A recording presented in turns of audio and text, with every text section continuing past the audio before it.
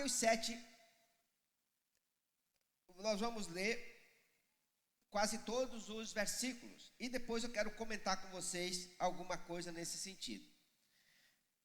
E começa no capítulo 7, no versículo 1, dizendo assim: não julgueis, para que não sejais julgados, porque com o juízo com que julgardes, vocês serão julgados, e com a medida com que vocês medirem, vocês serão medidos.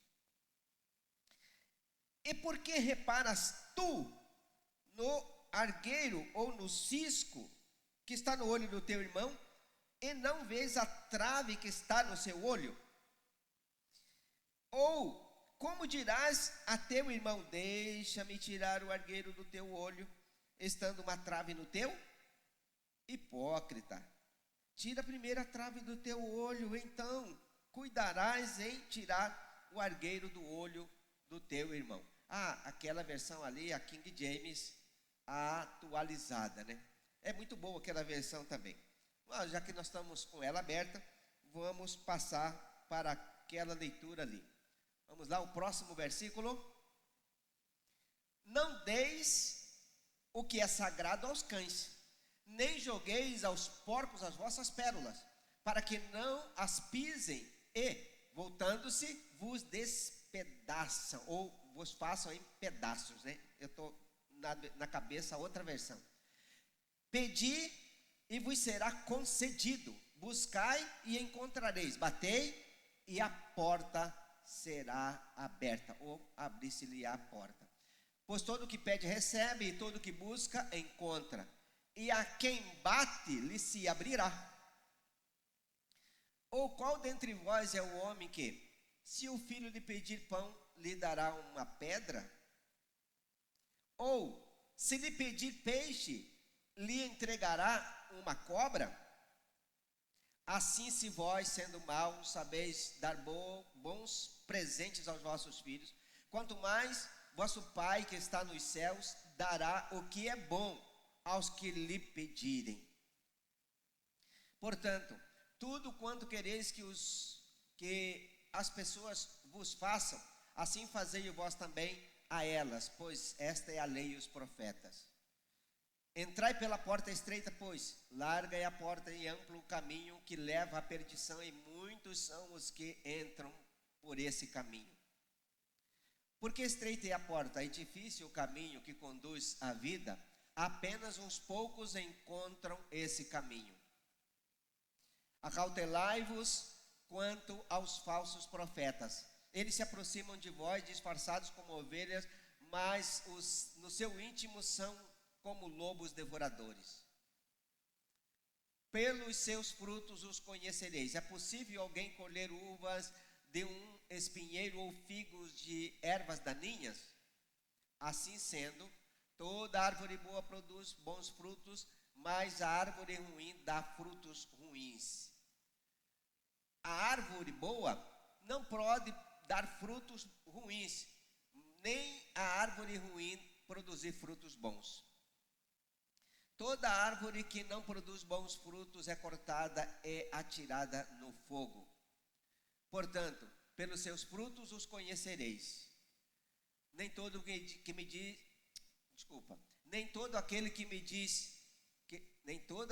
diz a mim, Senhor, Senhor, entrará no reino dos céus, mas somente o que faz a vontade do meu Pai que está nos céus. Muitos dirão a mim naquele dia, Senhor, Senhor, não temos nós profetizado no teu nome? Em teu nome não expulsamos demônios? E em teu nome não realizamos muitos milagres? Então lhes declararei, nunca os conheci, afastai-vos da minha presença, vós que praticais o mal. Assim todo aquele que ouve estas minhas palavras e as pratica será comparado a um homem sábio que construiu a sua casa sobre a rocha. E caiu a chuva, e vieram as enchentes, sopraram os ventos e bateram com violência contra aquela casa, mas ela não caiu, pois tinha seus alicerces na rocha. Pois todo aquele que ouve estas minhas palavras e não as pratica é como insensato que construiu a sua casa sobre areia. E caiu a chuva e vieram as enchentes, sopraram os ventos e bateram com violência contra aquela casa, e ela desabou, e grande foi a sua ruína. Quando Jesus acabou de pronunciar estas palavras, estavam as multidões atônitas com o seu ensino, porque ele as ensinava como quem tem autoridade e não como os mestres da lei. Muito bem, glória a Deus. Agora, eu quero fazer alguns comentários a respeito desta leitura. O primeiro está presente entre o versículo 1 até o versículo 5. Ali é um contexto que Jesus está dizendo, que Deus está dizendo, que o julgamento, o juízo, pertence só a Deus. Então, esses 5 primeiros versículos, ele deixa claro que não cabe a mim, não cabe a nós julgarmos ninguém. Não é difícil julgar, não é. Quando a gente menos espera, ou se a gente não estiver vigilante, a gente julga sem perceber que estava julgando. O que é julgar? Juízo de valor. O que é juízo de valor? É você fazer atribuição de comportamentos sem ter visto a exatidão. Quando você faz atribuição de comportamento sem ter presenciado, detectado a exatidão do comportamento, é julgamento. Julgamento impróprio. Porque, na verdade, o que é julgamento próprio? Julgamento é quando você faz toda uma perícia e dá um juízo, dá uma sentença em cima de algo bem esclarecido, que não sobra nenhuma dúvida de que este fato é assim. Você avalia os prós e os contras, mais ou menos parecido com o que vai na justiça. Você tem uma acusação, você tem os promotores, você tem um advogado de defesa, e eles trabalham, vão juntando prova até chegar numa sentença final. Mas o que é julgamento em cima dessa questão que nós estamos vendo aqui? São juízos de valores sem uma precisão. E a Bíblia está dizendo que isso não cabe a nós. O que é juízo de valores sem uma precisão? Vou dar um exemplo aqui. Eu marco alguma coisa com alguém e essa pessoa não aparece. Aí você marca a pessoa, não dá um retorno. O que você já pensa logo? Não tem compromisso, ou não tem responsabilidade, ou nem sequer deu um retorno, um alô. Fulano não se importa, ele não tem caráter. São pensamentos. Aí quando você pega esses pensamentos e passa para alguém, é julgamento. E nós temos habilidade de fazer isso. Você viu? Marquei com fulano, ele não veio. Mas é descompromissado mesmo essa pessoa. Já vi que não pode contar com ele. Não pode contar com ela, ou não pode fazer aquilo outro. Você já fez isso na vida com alguém? É só eu que faço isso. Deve ser que só eu que sou pecador aqui nesse lugar. E não é difícil a gente fazer isso, não. Ainda mais quando você tem algo que realmente importa e você espera a pessoa manca com você. Você faz um julgamento e ainda conta para alguém. Conta para o marido, para a mulher, para o pai, para a mãe, conta para alguém. Isso é julgamento. Você fazer uma atribuição de valores sem ter a exatidão dos fatos. Poderia ficar calado, pelo menos não estragaria a sua alma. Porque julgamento é contaminar a própria alma. Só cabe a Deus fazer esse negócio, não é a nós.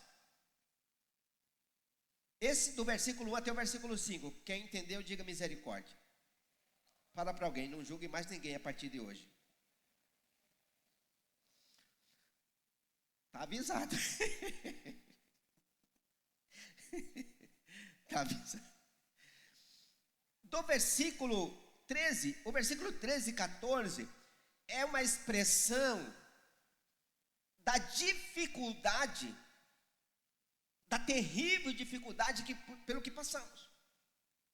Todos nós gostamos o quê? Todos nós esperamos que a porta, que as coisas seja fluindo para a gente. Quando você planeja algo, você espera que, de fato, vai concretizar o seu sonho. Você planeja, bom, eu vou viajar. O que você espera? Saindo, indo e voltando em paz. Ninguém espera um BO na ida nem na volta. E nem durante lá, e nem quando chegar. Não espera que o avião caia, que o ônibus, que o carro bata. Você não espera que chegando lá alguém roube todo o seu dinheiro e você não possa desfrutar de nada, ou voltando que a casa esteja no chão. Ninguém espera isso. E aqui nós estamos falando o quê? Da porta estreita. É larga, espaçosa a porta que conduz ao terrível apodrecimento da alma, ou a perdição. Mas é estreito a porta pelo qual nós encontramos a vida. Jesus, salvação, o céu, a porta estreita. É largo, é espaçoso a chance de poder se dar mal. As pessoas que andam no caminho largo, elas não vão ter a exatidão do céu. Porque Jesus está dizendo que a porta estreita, o caminho apertado para chegar no céu. A gente não espera que nada atrapalhe a gente. Porque se começar a atrapalhar, a gente não gosta disso. Quem é que gosta de ser barrado? Você vai fazer um negócio, a mulher fala, não vai fazer. O marido pega no pé, não, você está gastando demais, não vai. E começa um bate-boca. Quem é que gosta dessa pressão? Mas no reino do céu, se a gente não tiver alguém pegando no nosso pé, a gente faz besteira o tempo todo. Na vida espiritual. Quem é que precisa pegar no nosso pé? Aqui, a Bíblia. Se você não ler a Bíblia, ela não vai pegar no seu pé. Você tem que ler para ela pegar no seu pé. Mas a gente não quer que ninguém pega no pé. Você encontra alguém que fica direto, olha a santidade, irmão, cuidado, não fale assim. Quem é que gosta de gente repreendendo você o tempo todo? Ninguém gosta. Mas sem isso, o caminho é largo. Com isso, o caminho é estreito. E caminho estreito é pegação no pé. Não é fácil pegação no pé. Mas eu contratei gente para pegar no meu pé, para eu não estar no caminho largo. Gente que o tempo todo me liga para dizer, olha, como é que estão as coisas? Se precisar de ajuda, fala comigo. Mas, no geral, ninguém gosta que ninguém pega no pé. Mas a porta estreita é cheio de repreensão. Se você fica enojado com repreensão, a Bíblia diz que você não está trilhando o caminho certo. Porque a repreensão no momento pode ser duro, pode ser difícil, mas é saudável, é abençoador para quem está caminhando para o céu. Não tenha medo ou vergonha de que alguém pegue no seu pé. Contrate gente para pegar no seu pé. Fala para o seu marido, para sua mulher, para o seu pai, para sua mãe, para alguém assim, se você me vir fazer qualquer coisa que não esteja certo, pega no meu pé, porque eu não quero errar. E é preciso ser assim. Precisa ser assim. Vocês podem não acreditar, mas até o Weber eu contratei uma vez para pegar no meu pé. Se você me ver fazer qualquer coisa que não está certo, pega no meu pé. A Sônia então não se fala, não precisa falar. Para ela não precisa falar. Cadê ela? Não está por aí não, né? Acho que ele saiu, deve estar por aí. Não precisa falar, porque ela já pega no pé mesmo o tempo todo. E está tudo certo. O caminho é estreito, a porta é estreita para ir para o céu, é pegação no pé. Agora, se você não quer que ninguém pegue no seu pé, talvez você pode não estar querendo chegar lá. Não, onde se chega com provas. Do versículo 15 até o versículo 19, o texto está tratando sobre pessoas falsas, falso profeta, falso irmão, falso crente. Falso profeta é falso crente, é falso irmão. Não está falando de gente de fora, está falando de gente de dentro. Falso profeta. Porque é profeta, mas é falso.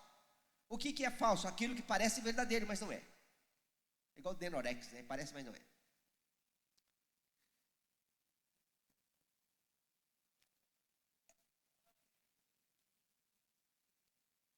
Vou dar alguns exemplos aqui de falso crente.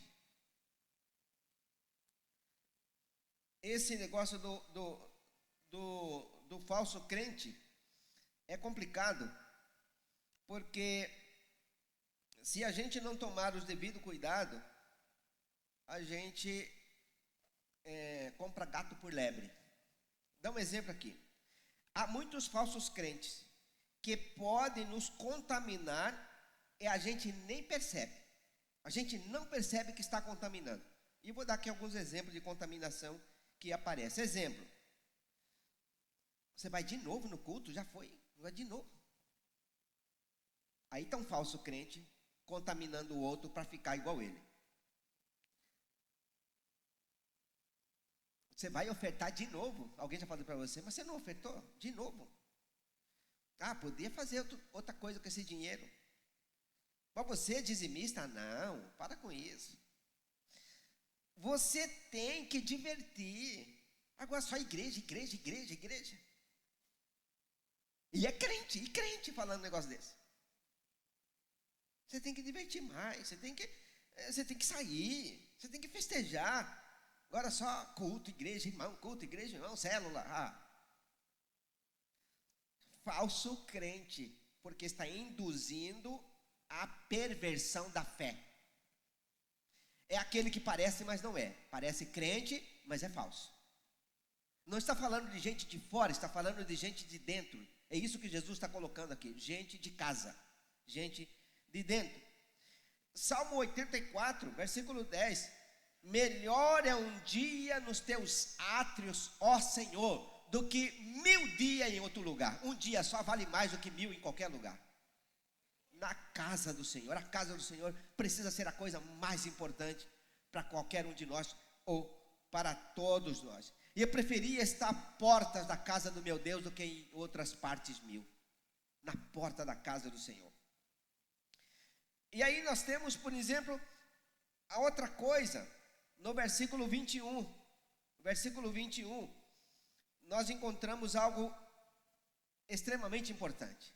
O versículo 21, ele está dizendo: nem todos os que dizem Senhor, Senhor, entrará no reino dos céus.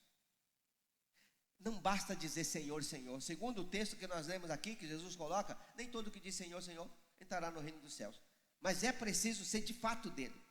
Porque muitas orações, ou muitas vezes, nós podemos estar no movimento muito mais para mostrar que somos do que de fato estamos. Porque na frente das pessoas dá para fazer cena, fazer um cenário. Mas e quando estamos sozinhos?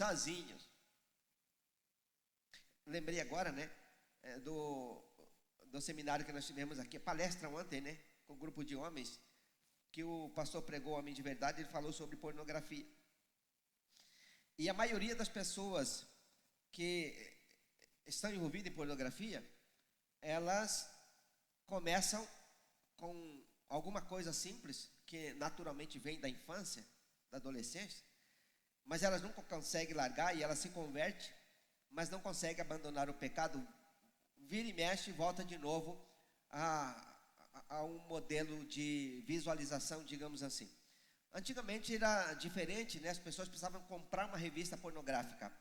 Hoje, todo celular tem, todo computador tem, toda televisão tem, e todo mundo tem computador, todo mundo tem televisão, todo mundo tem celular. Se não tem o computador, mas tem um celular que equivale a um computador no sentido de visualização de qualquer coisa que seja na área do libido, digamos assim, que atrai o processo pecaminoso. Bom, e aí, avaliando, né, porque eu me recordo que eu comecei a fazer trabalho de libertação e cura interior em 2000, no ano de 2000, 99, 2000, 2001, 2002, e você acredita que de cada 10 homens, 6, 7 estavam presos na pornografia. De cada 10, 6, 7 estavam presos na pornografia. E de cada 10 mulheres, 5 presos na pornografia. Naquela época. E é claro que, quando eu falo de preso na pornografia, não estou dizendo as pessoas que veem pornografia o dia inteiro, todos os dias. Não estou dizendo isso. Eu estou dizendo o ciclo vicioso. Eu estou falando do ciclo vicioso. O que é a pornografia do ciclo vicioso? É aquele que a pessoa vê uma vez por mês, ou uma vez a cada 3 meses, ou uma vez a cada 6 meses, ou uma vez por ano. Uma vez por ano. É ciclo vicioso. É ciclo vicioso que está presente na vida da pessoa. Quando é que uma pessoa é livre da pornografia? Quando ela passa acima de 2 anos e não vê mais nada, e também não precisa ver, e não vê de jeito nenhum. E quando tem qualquer imagem, qualquer papel, qualquer coisa que seja, que dê uma alusão à pornografia, ele olha e não olha, e clama o sangue de Jesus, e rasa se for papel, ou exclui se tem no celular, qualquer linha nesse sentido, que é para exatamente não ter mais do que 1 segundo de visualização. Porque impregna na mente e ele torna-se um viciado em pouco espaço de tempo. Por que eu estou comentando esse negócio aqui? Porque eu estudei um pouco sobre esse assunto. E na época, eu fazia muito trabalho de libertação e cura interior na área da pornografia. E dava muitos seminários, tanto aqui no estado como em outros estados. Andei viajando para fazer seminário, para ajudar as pessoas, dando palestra sobre este assunto. Mas entendo de que todos nós precisamos estar inteiramente livres. Não estou dizendo que a gente não vai pecar. Depois que você aceita Jesus, não peca mais. Mas pecado na vida do crente é acidente de percurso, não prática, não desejo, não ciclo insano. O que é um ciclo insano? É algo que acontece, depois acontece de novo, depois acontece de novo. Precisamos o quê? Do ciclo energético. O que é o ciclo energético? Vitalização da palavra, da oração, do jejum, do batismo no Espírito Santo, da unção de novo, e unção de novo, e unção de novo. Se for preciso passar a noite embriagado na presença de Deus, que passemos embriagados na presença de Deus, para que nós possamos estar circulando na nossa vida o ciclo energético, vitalizando, vitaminando através do Espírito Santo. Ler Bíblia precisa ser prático para nós, ou prática para nós, para que nós não sejamos escravos, em nenhum momento escravos do pecado, nenhum deles, nenhum tipo de pecado, mas dependente de Deus o tempo todo, da santidade de Deus, da adoração, do louvor. E se acontecer qualquer coisa que não é de Deus, primeira coisa que o crente tem que fazer, pedir perdão a Deus, correr até alguém e pedir perdão, e pedir para a pessoa orar, e contar todos os fatos para alguém, e alguém orar com você, e pronto. E virar as costas para aquele pecado. Tem gente que comete pecado e não conta nada para ninguém. Arrependimento é quando você peca e você se arrepende. Não precisa de ninguém cobrar você. Você vai atrás de alguém e diz assim: ora comigo, me ajuda em oração porque eu cometi tal coisa. Eu assisti pornografia, ora comigo, ministra na minha vida e me ajuda numa campanha de jejum porque eu quero me livrar disso pro resto da minha vida. Você toma iniciativa, não espera ninguém cobrar você. Tem alguém, diga misericórdia. E, gente, eu só estou começando, estou brincando. Nós vamos para a parte final daqui a pouquinho, porque nós temos a celebração da ceia. Mas deixa eu concluir aqui. No versículo 22, ainda continua o falso crente. O que é o falso crente? Gente, o que tem de gente assim é brincadeira. Gente que faz milagre, que cura, mas vive no pecado. Eu conheci gente assim, não foi nenhum nem dois. Uma vez eu conversei com um camarada, ele fazia esses negócios de libertação, liberta um, liberta outro, liberta um, liberta outro, tal, essa coisa de campanha. E aí eu conversei com ele é muito famoso no Brasil. E eu falei para ele assim: não estou entendendo o senhor, quer dizer que o senhor vive assim, assim? Eu vivo assim, não tem problema nenhum. Não tem problema nenhum. Mas isso aqui não está certo. Não, mas não tem nada de errado. E eu vivo a minha vida assim, e está tudo certo. E Deus me usa desse jeito. Gente, falar que Deus usa, mas permanecer no pecado, dom, vamos falar de dom. Dom não significa nada. Desculpa, quero que vocês me entendam. Dom não significa nada. O que significa para nós é santidade. Profetizar, qualquer um pode profetizar. Qualquer feiticeiro, macumbeiro, qualquer pastor, qualquer líder, qualquer pessoa que existe por aí pode profetizar. Qualquer cartomante pode profetizar. Mas santidade é para quem vai morar no céu. Então dom não é esse negócio, aí eu estou embebecido por fulano porque ele tem muitos dons. E aí? Ter dom e viver em pecado não significa nada. Não vai a lugar nenhum. É melhor não ter dom nenhum e ter vida de santidade para morar no céu. Então eu convido você a ser alguém de santidade, mais do que buscar talento. Busque a presença de Deus para depender de Deus. Muito mais do que talento, muito mais do que dom. Então, aqui está dizendo, no versículo 22, nós fizemos milagres no teu nome, fizemos maravilhas no teu nome, nós curamos no teu nome. E sabe o que as pessoas que fazem milagre e maravilha, mas andam em pecado, não andam em santidade, mas fazem muitos milagres? Porque tem muita gente que pode fazer milagre, fazer cura, fazer muita coisa. Apartai-vos de mim, maldito, para o fogo eterno, preparado para o diabo e seus anjos, porque tive fome e não me deste de comer, tive enfermo na prisão, não me visitaste, era estrangeiro e não me recolheste na sua casa, estava nu, não me vestiste. Então, o que é que o falso pode fazer? Pode fazer até milagres. Fizemos milagres no teu nome. Não significa nada se não guardar a santidade. Eu posso ser usado por Deus para fazer milagres, claro, mas o dom não é meu, a glória não é minha, a unção não é minha, o poder não é meu, é tudo de Deus. Agora, a santidade precisa ser minha. Eu preciso ser santo, porque a Bíblia diz isso: sejam santos, porque eu, o Senhor, sou santo. 1 Pedro capítulo 1, versículo 6, sede santos, porque eu sou santo. É isso que nós precisamos, ser santo, em toda a nossa maneira de viver. Esse é um versículo lá para frente. Sejam santos em toda a vossa maneira de viver. E o versículo 23, já partindo para o encerramento: apartai-vos de mim, vós que praticais a iniquidade. O que é prática de iniquidade? São pecados corriqueiros. Caiu, você não pode mais cair nesse pecado, pode cair em outro, mas nesse não. Mas ele cai no mesmo, de novo, e de novo no mesmo, e de novo no mesmo. Isso é iniquidade. Então a nossa santificação o que é? A Bíblia diz: buscai a paz com todos e a santificação, porque sem a santificação ninguém vai conseguir ver Deus. Quem aqui quer ver Deus quando morrer? Alguns levantaram a mão. Será que você quer ver, criatura? De novo, quem quer ver Deus quando morrer? Ah, já melhorou.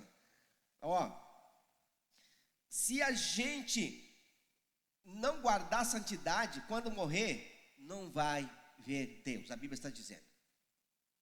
A Bíblia está dizendo nesse texto aqui: apartai-vos de mim, vós que praticais a iniquidade. Então, a palavra que Deus vai dar para quem viveu na iniquidade, no ciclo vicioso de pecado, e volta a cair de novo, e volta a cair de novo, é: apartai-vos de mim, vós que praticais a iniquidade, que vive no ciclo vicioso. Então não significa que a gente não vai pecar, todos nós vamos pecar, mas não é para ficar no mesmo problema o tempo todo. Tem que se arrepender desse, pedir perdão, se organizar para não cair de novo. Por exemplo, quem fala besteira, fala a mesma besteira de novo, a mesma besteira de novo, e nunca purifica os lábios para parar de falar besteira. Ou quem xinga e xinga de novo, depois xinga de novo, e aí vai dizer escapuliu de novo. Não, gente, nada de ciclo vicioso, ou seja, nada de iniquidade. Precisamos guardar santidade, porque nós estamos nos preparando para ver Deus. E sem a santificação, a Bíblia diz que ninguém verá o Senhor. E aí eu termino do versículo 23 até o versículo 27, que na verdade são do 23 até o 25, que é os dois fundamentos. Os 4 últimos versículos que nós lemos, 5 últimos, né? Os dois fundamentos. Qual é o fundamento? O fundamento ali ele apresenta como casa sobre a rocha, e o outro fundamento é casa sobre a areia. O primeiro fundamento, casa sobre a rocha, é o sábio, e a casa sobre a areia é o insensato. Quem é sábio edifica sobre a rocha, quem é tolo ou insensato, sobre a areia. Quem edifica sobre a rocha, vai ventar, vai chover, vai ter muita enchente e a casa vai permanecer intacta. Quem é insensato, vai fazer sobre a areia a sua construção, vai chegar enxurrada e vai levar a casa. O que a Bíblia está dizendo, o que Jesus está dizendo sobre isso? Quem é a rocha? É nele que nós temos que construir. É só em Jesus a construção que vai dar certo, é nele. Construído em Jesus. Então tudo que fazemos ou façamos, ou que fizermos ou façamos, seja em Deus. A nossa construção precisa ser em Deus. Pastor, mas o senhor não sabe da minha vida, pastor. É BO demais. Você não sabe o marido que eu tenho, você não sabe a mulher que eu tenho, você não sabe o filho que eu tenho, você não sabe. Não importa quem você tem. Cada um tem aquilo que precisa ter. É verdade, cada um tem o que precisa ter. Se eu tenho alguém complicado do meu lado, porque eu preciso crescer mais, e eu devia ter crescido mais, é por isso que eu não cresci, e por isso não resolvi a complicação. Ou Deus não tirou a complicação. Isso é bíblico. Paulo ganhou um espinho na carne. Deus deu um espinho na carne dele. O que era o espinho na carne de Paulo? Alguns dizem que era uma doença. Alguns dizem que era um defeito físico. Talvez por quando alguns dizem que ele perdeu os cabelos todo da cabeça, ficou inteiramente careca, e na época era meio complicado, né? O pessoal zoava muito, hoje nem tanto. Mas alguns dizem que ele era, além desses 3, outros dizem que ele se tornou um camarada encrenqueiro. Qualquer coisa tirava ele do sério, ele era bravo, encrenqueiro. E tem alguns textos bíblicos provando isso, tem alguns textos bíblicos que provam outras coisas, que provam não, que dá alusão a isso. Mas Paulo ganhou um espinho na carne. E ele disse para Deus, Deus, eu quero que o Senhor tire esse espinho da minha carne. Sabe o que Deus disse para ele? De jeito nenhum. O espinho vai continuar com você. Mas Senhor, me tira o espinho da carne. Não, eu vou te dar força, eu vou te dar graça, eu vou te dar condição para você conviver com esse espinho e continuar me servindo, mas o espinho eu não tiro. Tem espinho que vai com a gente para o resto da vida. De repente um espinho é um marido ranzinza, uma mulher briguenta, aquela mulher, sabe, que o provérbio diz lá, né? Parece goteiro o tempo todo. Não para de falar. Meu Deus do céu. Ou aquele homem zangado que você chega lá, senta no sofá, a mulher vai falar com ele, não quero conversa.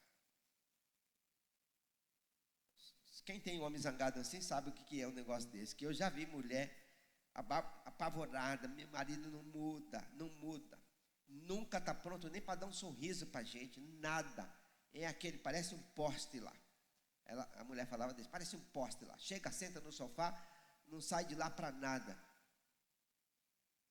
até para tomar banho é um sacrifício.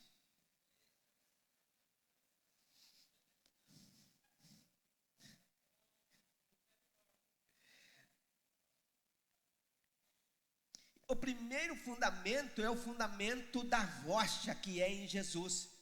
E algumas vezes o espinho na carne vai continuar, mas não importa o tamanho do espinho na carne, o que importa é que Paulo estava construindo em Jesus, ele morreu construindo e o espinho estava na carne dele. E todos nós falamos bem de Paulo porque ele soube viver com o problema que Deus deu para ele. E aprenda a viver com o seu problema, mas em santidade, em adoração a Deus, em louvor a Deus. Tem problema que Deus não vai tirar da sua vida, mas ele diz assim, tudo dai graça, porque esta é a vontade de Deus para convosco em Cristo Jesus. Amém e misericórdia? Eu não queria pegar no pé de ninguém, nem era essa a intenção. Eu desenhei o texto aqui para rolar outra coisa, mas saiu desse jeito. E eu quero que você seja feliz com Jesus. Pegue essa palavra e diga para alguém do seu lado: e eu vou crescer. Se o espinho da carne ainda estiver aqui, eu vou tolerar. Vai que o espinho está do seu lado aí.